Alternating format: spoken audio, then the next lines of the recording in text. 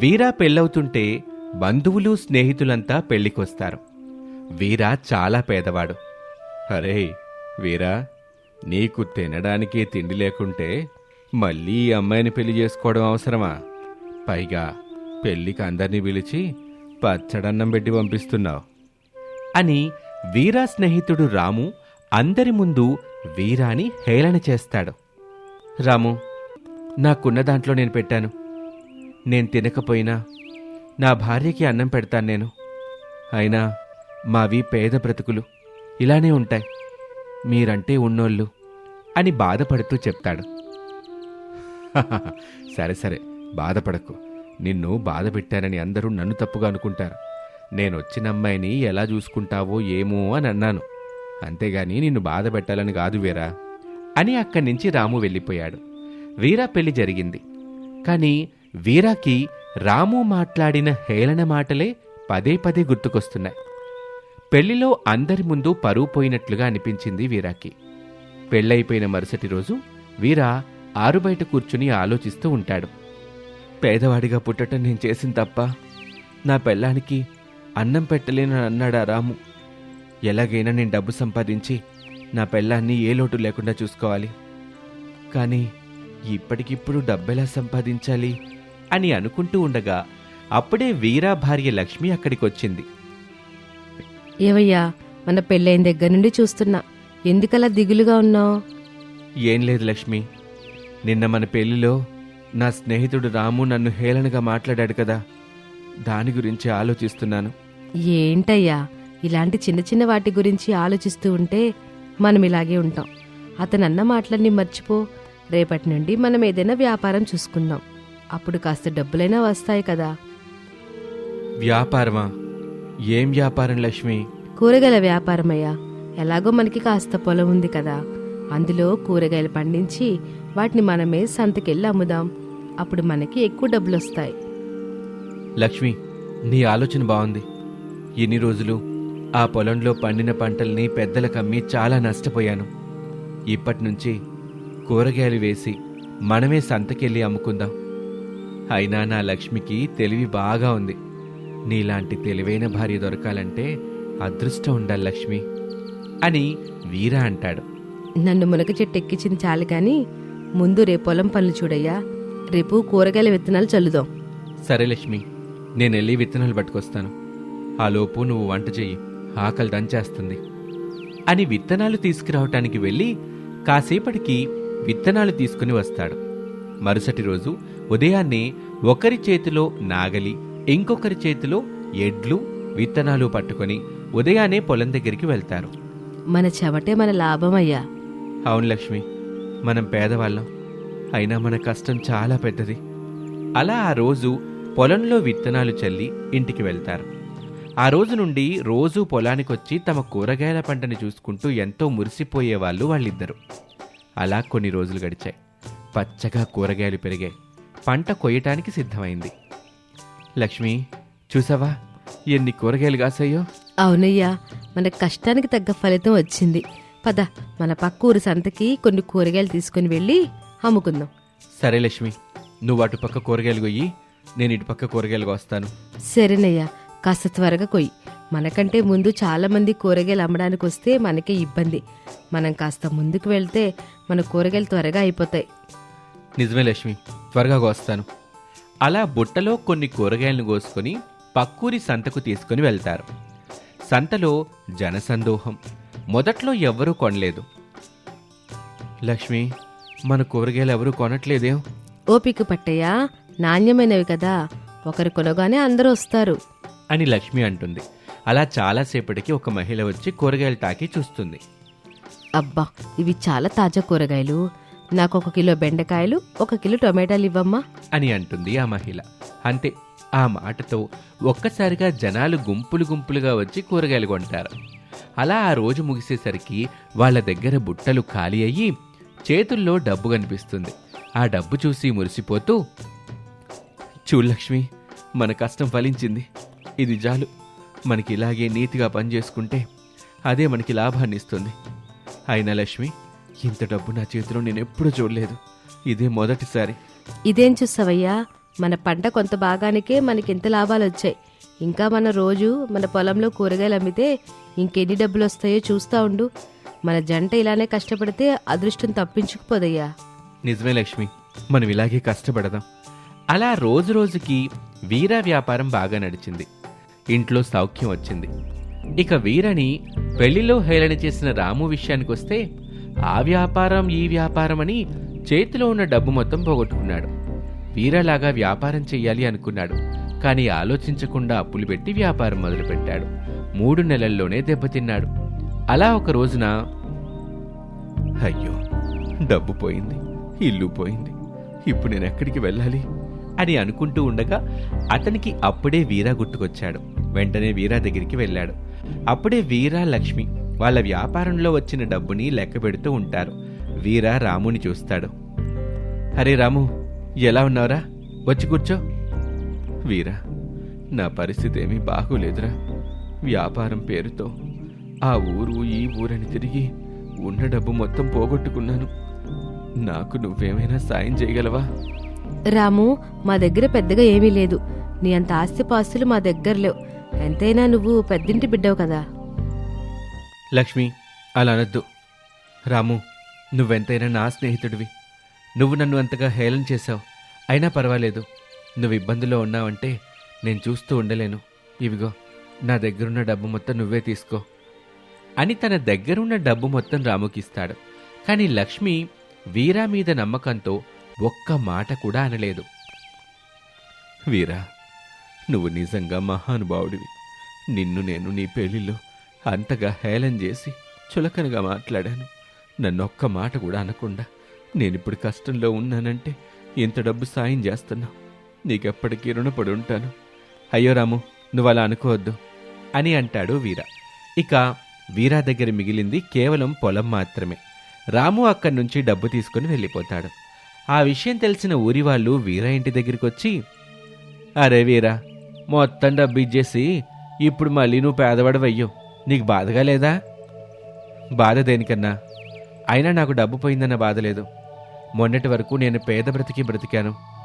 ఇప్పుడు మళ్ళీ అదే స్థితికి వచ్చాను. ఇందులో బాధపడ్డానికే ఉంది. అయినా సంతోషం డబ్బుతో రాదన్నా. సంతోషం మన మనసుతో వస్తుంది. నేను సంపాదించిన దారిలోనే తిరిగి మళ్ళీ వెళ్తాను. అంతేకాని ఎవరికైనా సహాయం చేసిన ఆనందం ఒక్కసారి మాత్రమే దొరుకుతుంది కదా అని అంటాడు. ఒరే పిచ్చోడా, ఉన్న డబ్బు మొత్తం ఇచ్చేస్తే నువ్వెట్టా ఉంటావు, నువ్వెట్టా తింటావు, నీ పిల్లల్ని ఎలా పోషిస్తావు? నాకు డబ్బు గురించి ఎలాంటి ఆశ లేదన్నా. ఇక తినడానికి తిండంటావా? సంపాదించుకునే తెలివితేటలు నాకున్నాయి, నా పెళ్ళానికి ఉన్నాయి.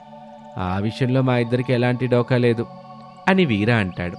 ఆ మాటలకి ఊరి వ్యక్తి ఇక ఏమీ సమాధానం చెప్పలేక అక్కడి నుంచి వెళ్ళిపోతాడు. రాము డబ్బు తీసుకుని వ్యాపారం మొదలుపెట్టాడు. అతనికి మంచి లాభాలు వస్తాయి. కానీ అతని మనసులో శాంతి లేదు, ఆనందం లేదు. ఎందుకంటే అతను ఉన్నదానికంటే మరింత డబ్బు ఎక్కువ కావాలి అనుకుంటున్నాడు కాబట్టి. కానీ వీర ఉన్నదాంట్లో సంతోషంగా ఉన్నాడు. ఒకరోజున రాముకి ఆలోచన మొదలైంది. వీరాలాగా సంతోషంగా ఉండటం ఎలా అని ఆలోచించటం మొదలుపెట్టాడు. నాకు లాభం వచ్చినా సంతోషం లేదు. కానీ వీర ఏమీ లేకపోయినా, వ్యాపారంలో అన్ని నష్టాలొచ్చినా అంత సంతోషంగా ఎలా ఉన్నాడు? వెళ్ళి వీరాని అడుగుతాను, అతని దగ్గరే సమాధానం ఉంటుంది అని రాము వీరా దగ్గరికి వెళ్తాడు. వీరా, నువ్వు పేదవాడివి, అయినా ఎప్పుడు నవ్వుతూ ఉంటావు. ఇంకోటి, నీ వ్యాపారంలో నష్టం వచ్చినా సరే నీ ముఖంలో ఉన్న చిరునవ్వు మాత్రం చెక్కు చెదరదు. దానికి గల రహస్యమేంటి? రాము, లాభ నష్టం అన్నవి మన జీవితంలో సహజం. లాభం వచ్చినప్పుడు అహంకారం లేకుండా ఉండాలి. నష్టం వచ్చినప్పుడు ధైర్యం కోల్పోకూడదు. రాము ఆ మాటలు విని మౌనంగా తలవంచి కన్నీళ్లు పెట్టుకుంటాడు. ఆ రోజు నుంచి రాము మనసు మారిపోయింది. అతడు సహాయం చేయటం మొదలుపెట్టాడు. అలా రాము వీర లాభ నష్టాల గురించి చింతించకుండా ఎంతో సంతోషంగా జీవించటం మొదలుపెట్టారు. కొత్తగా పని నేర్చుకొని తిరిగి ఊళ్ళోకి వస్తున్న వెంకన్న అడవిదారి గుండా ఊళ్ళోకొస్తున్నాడు. దారి మధ్యలో ఒక ఎలుగుబంటి చప్పుడు వినిపించటంతో కాస్త కంగారు పడిపోయాడు. ఎలుగుబంటి ఈ చుట్టుపక్కల ఎక్కడో తిరుగుతుంది. నన్ను చూసిందా?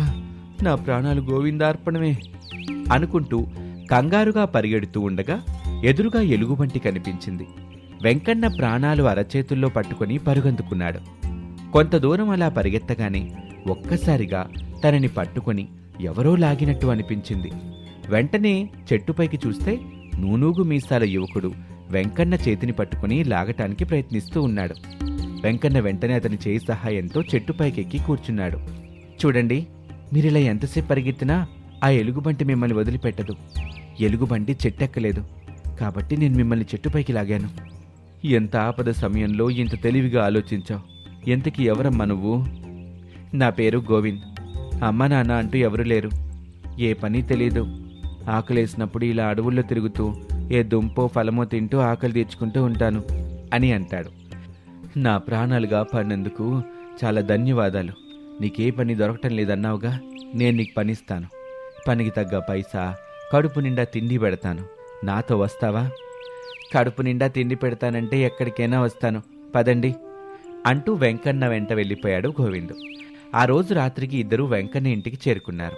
తరువాతి రోజు ఉదయం నుంచి వెంకన్న తాను పట్నంలో నేర్చుకుని వచ్చిన పని గురించి ఊళ్ళో అందరికీ చెప్తూ ప్రచారం చేసుకోవటం మొదలుపెట్టాడు. ఇలా అందరి దగ్గరికి వెళ్ళి చెప్పటం అవసరమా గురు? అలా కాదురా, మనం పని నేర్చుకుందే పని చేసి డబ్బులు సంపాదించడానికి. నలుగురికి మన పని తెలియకపోతే పండ్లు ఎట్లా వస్తాయి, డబ్బులు ఎట్లా సంపాదిస్తాం?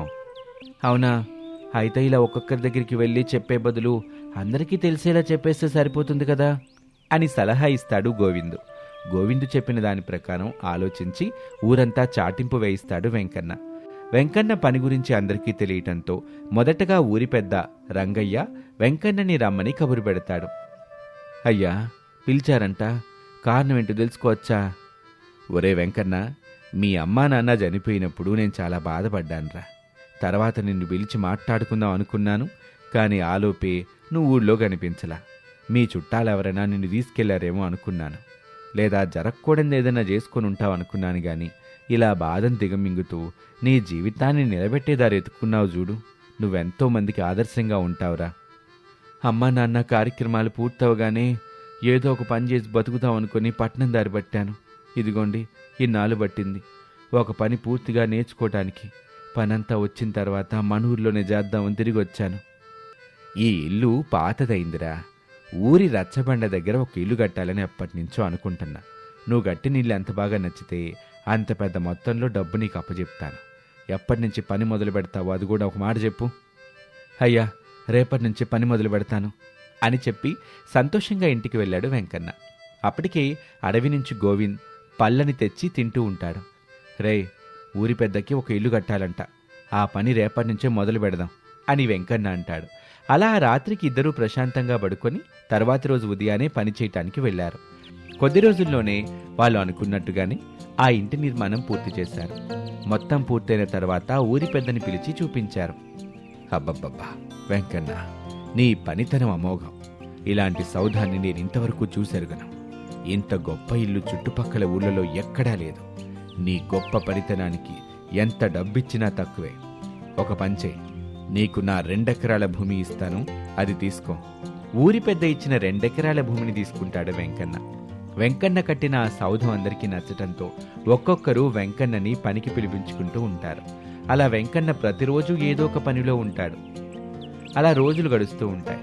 వెంకన్నకి చాలా డబ్బులు రావటంతో పెళ్లి సంబంధాలు కూడా బాగానే వచ్చాయి. గురు, మీకు వయసు, పని, డబ్బు అన్నీ ఉన్నాయి. ఇదే మంచి సమయమేమో మీరు పెళ్లి చేసుకోవటానికి. నాకు అదే అనిపించిందిరా. తర్వాత రాబోయే సంబంధం ఖాయం చేసుకుని వెంటనే పెళ్లి చేసుకుంటానులే అని నిర్ణయం తీసుకున్నాడు. తర్వాతి వారంలోనే సుందరి అనే అమ్మాయితో పెళ్లి సంబంధం వస్తుంది. వెంకన్న అమ్మాయిని చూసి పెళ్లి ఖాయం చేసుకుంటాడు. వెంకన్న పెళ్లి హడావిడిలో ఉండటంతో పనులన్నీ గోవిందే చూసుకుంటూ ఉంటాడు. అలా గోవింద్ పనులు చూసుకుంటూ ఉండగా వాళ్ళ పని వాళ్ళలో ఒకరైన మారవ్వ గోవింద్తో ఇలా అంటుంది. గోవిందు, నువ్వు వెంకన్న పని కోసం ఎంతలా ఆరాటపడుతున్నావు, కానీ దానివల్ల నీకొచ్చే లాభం ఏంటంటావు? ఏ పని లేకుండా గాలికి తిరిగేవాని పట్టుకొచ్చి కడుపు నిండా తిండి పెడుతూ పని చేపిస్తున్నాడు. ఎంతకన్నా లాభమే ఉంటుంది మారవ్వ. ఇలాంటి గాలివాగుడు ఆపి వచ్చిన పని కానివ్వు. సర్లే, ఆ వెంకన్న నిన్ను నిలువు దోపిడీ చేస్తున్నాడని చెబుతున్నా. అది నీకు తప్ప ఊరందరికి అర్థం అవుద్ది. ఆయన నాకెందుకు వచ్చిన గొడవ చెప్పు. వచ్చిన పని చేసుకుని వెళ్ళేదాన్ని. నీకు మంచి చెప్పాలని చూసా, దానికి నీకు అంత కోపమైతే నేనేం చేస్తాను. అని గోవింద్ మనసులో ఒక ఆలోచన వేసి తిరిగి పనిలోకి వెళ్ళిపోయింది మారవ్వ. మారవ్వ ముందు గోవింద్ కాస్త ఆవేశంగానే మాట్లాడినా తర్వాత కూడా ఆలోచనలో పడ్డాడు. మారవ్వని దాని ప్రకారం చూస్తే నేను మొదట్లో వచ్చిన రోజుల్లో అదే 3 పూట్లా తిండి పెట్టి చూసుకునేవాడు వెంకన్న. ఇప్పుడు కూడా అదే 3 పూట్లా తిండి పెడుతున్నాడే గాని చేతికి అడిగితే తప్ప రూపాయి ఇవ్వటంలా. పైగా తనకి పెళ్ళిడొచ్చిందని చెప్పగానే పెళ్లి చేసుకోవడానికి సిద్ధమయ్యాడు. అంతేగాని నాకు పెళ్లి వయసే కదా, నన్ను పెళ్లి చేసుకోమని కనీసం మాట వరుసకే అడగనే లేదు. మారవ్వన్నట్టు ఎంకన్న నన్ను కూడా పనివాళ్ళలాగా చూస్తున్నాడా అని ఆలోచిస్తూ ఉండగా ఊరి పెద్ద ఎడ్ల బండిలో ఎక్కడికో వెళ్తూ కనిపించాడు. గోవిందుని చూసి ఊరి పెద్ద తన బండి నాపి, ఒరే గోవిందు, అక్కడ మీ వెంకన్న పెళ్లి ముహూర్తం దగ్గర పడుతుంటే నువ్విక్కడేం చేస్తున్నారా? నేను అక్కడికే వెళ్తున్నాను, నాతో వచ్చేయ్, నిన్ను కూడా తీసుకెళ్తాను. ఏంటి, పెళ్లి జరుగుతుంటే కనీసం నాకు ఒక మాటైనా చెప్పలేదు? నన్ను అయినవాడని అనుకుంటే చెప్పేవాడేగా, పనివాడు అనుకున్నాడు కాబట్టే చెప్పలేదు. పిలవని పేరంటానికి వెళ్ళటం అవసరమా అని గోవిందు తనని తాను నియంత్రించుకోవాలి అనుకున్నా. తనకంటూ ఉన్న ఏకైక బంధం వెంకన్నే కావటంతో ఆగలేకపోయాడు గోవిందు. ఊరి పెద్దతో కలిసి పెళ్లి జరుగుతున్న చోటుకు వెళ్ళాడు. పెళ్లిపీటలపై ఉన్న వెంకన్న పరిగెత్తుకుంటూ వచ్చి, ఒరేయ్, ఇంతవరకు ఎక్కడికి వెళ్ళావురా? నా పెళ్లి జరుగుతుంటే నువ్వు లేకపోతే ఎట్టా ఉంటుంది? ఎంతసేపటి నుంచి చూస్తున్నా నీకోసం. ఎంతమందిని అడిగాను, ఎవరూ తెలియదు, రాలేదని సమాధానం చెప్పారు. సరే ఇప్పటికైనా వచ్చాగారా అని వెంకన్న మాట్లాడుతూ ఉంటే పక్క నుంచి బంధువులెవరో వచ్చి ఏదో పని గురించి చెప్పగా, మన గోవిందు ఉన్నాడుగా, మీరు ఏ పని చెప్పాలనుకున్నా గోవిందుకి చెప్పండి, ఆడు చూసుకుంటాడు. ఎరా గోవిందు, అక్కడేదో పని ఉందంట చూడు అని గోవిందుని పని దగ్గరికి పంపించి వెంకన్న తిరిగి వెళ్ళి పెళ్లిపీటల మీద కూర్చున్నాడు. ఆ రోజు పెళ్లి తంతు ముగిసింది. తర్వాత రోజు భార్యతో కలిసి ఇంటికొస్తాడు వెంకన్న. ఇప్పటి వరకు వెంకన్నతోనే ఉన్న గోవిందుకి ఏం చేయాలో తోచలేదు. కొత్తగా పెళ్ళైన జంట ఉన్న ఇంట్లో అతను ఉండటం అంత బాగుండదు. అలాగని తనకి వేరే ఇల్లేమీ తెలియదు. ఏం చేయాలో పాలుపోని పరిస్థితిలో ఉన్న వెంకన్న గోవిందు దగ్గరికొచ్చి, ఒరే గోవిందు, మనం మొదటగా కట్టిన ఊరి పెద్ద ఇంటి పక్కన కొంత ఖాళీ స్థలం ఉందిగా, ఆ చోట నీకు నచ్చిన విధంగా ఒక మంచి ఇల్లు కట్టు. అది అయ్యాక నాకు చెప్పు అని చెప్పేసి తొందరగా లోపలికి వెళ్ళిపోయాడు వెంకన్న. ఇంతకుముందు కనీసం ఎలా కట్టాలి, ఏం చేయాలో అన్నీ చెప్పేవాడు. కానీ ఇప్పుడు ఒక్క మాట చెప్పేసి తన భార్య దగ్గరికి వెళ్ళిపోయాడు. ఎన్ని రోజులు పనిచేసి నేను పనికి రాకుండా పోయాను. చివరికి పనుల్లా మిగిలిపోయాను. ఈ ఇంటిని నేను సక్రమంగా ఎందుకు పెట్టాలి? నాకు విలువ లేనప్పుడు అన్ని విలువలతో ఇంటిని నేనెందుకు కట్టాలి అని బాధపడుతూనే చేసేదేమీ లేక ఊరి పెద్ద ఇంటి పక్కనే ఇంకొక ఇంటిని కట్టడం మొదలుపెట్టాడు. కొద్ది రోజుల్లోనే పని పూర్తయిందని వెంకన్న దగ్గరికి వెళ్ళాడు. ఈ ఇంటి పని పూర్తయింది, ఒకసారి వచ్చి చూసుకుంటే బాగుంటుంది. అలాగే వస్తాను అని వెంకన్న గోవిందు వెంటే వెళ్తాడు. ఇంటిని చూసి వెంకన్న ఆశ్చర్యపోయాడు. ఇంత అద్భుతమైన ఇంటిని కట్టావు, నేను కూడా ఇంత అద్భుతంగా కట్టగలిగేవని కాదేమోరా. నువ్వు చాలా గొప్పగా పని నేర్చుకున్నావు గోవిందు. ఇక నుంచి నువ్వు నేను కలిసి పనిచేయడం కాదు, నువ్వు కూడా సొంతంగా పనిచేయించు. నువ్వు కూడా స్వతంత్రంగా బతకాలనే నేను ఈ పని చేశాను. ఇదిగో ఈ ఇల్లు ఇంకెవరికో కాదు, నీకే. నీకు పెళ్లి సంబంధాలు చూస్తున్నాను, త్వరలోనే పెళ్లి కూడా చేస్తాను అని వెంకన్న చెప్పేసరికి గోవింద్ కళ్ళ వెంట కన్నీళ్ళాగలేదు. అయ్యా, మీ మీద నేను కొంత కోపంగా ఉన్న మాట నిజమే. ఆ కోపంతో ఈ ఇంటిని విలువలు లేకుండా కట్టాలనుకున్నాను. కానీ నేను చెప్పిన మాట నా చేతులు వినలేదు. అన్ని విలువలతో నీ ఇంటిని కట్టాను. కానీ మీరు నా కోసం ఇంత చేస్తారనుకోలేదు. ఒరే, పనికి విలువనిచ్చే ఎవరైనా పనిని తక్కువగా చేయలేరు. అయ్యిందేదో అయ్యింది, ఇక నుంచి చక్కగా పని చేసుకో. ఏ అవసరం వచ్చినా నేనున్నానని మర్చిపోబాకు అని చెప్పి అక్కడి నుంచి వెళ్ళిపోతాడు వెంకన్న. అప్పటినుంచి ఒకరికొకరు సహాయం చేసుకుంటూ చక్కగా ఎవరి జీవితాన్ని వాళ్ళు బ్రతుకుతూ ఉంటారు.